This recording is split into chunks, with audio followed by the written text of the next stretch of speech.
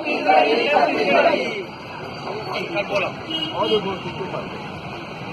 जो रैली निकले हैं आज होकर लक्ष्य है, होकर पीछे एक उद्देश्य है कि मातारी भाषा में पढ़ाई लिखाई में लड़का के विकास होते।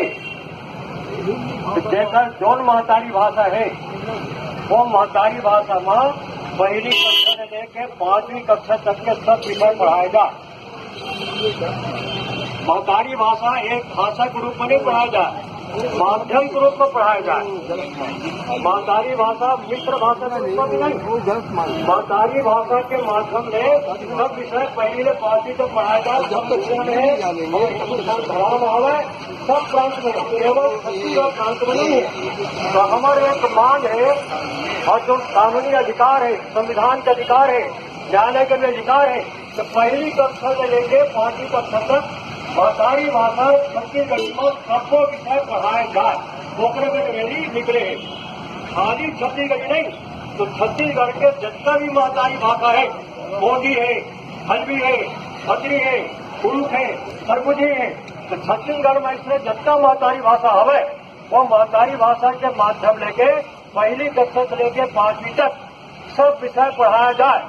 एक विषय के रूप में हिंदी पढ़ाओ, अंग्रेजी पढ़ाओ, रूसी पढ़ाओ, चीनी पढ़ाओ, जो पढ़ाओ तो पढ़ाओ, पर सब पढ़ाओ माध्यम मातारी भाषा होना चाहिए।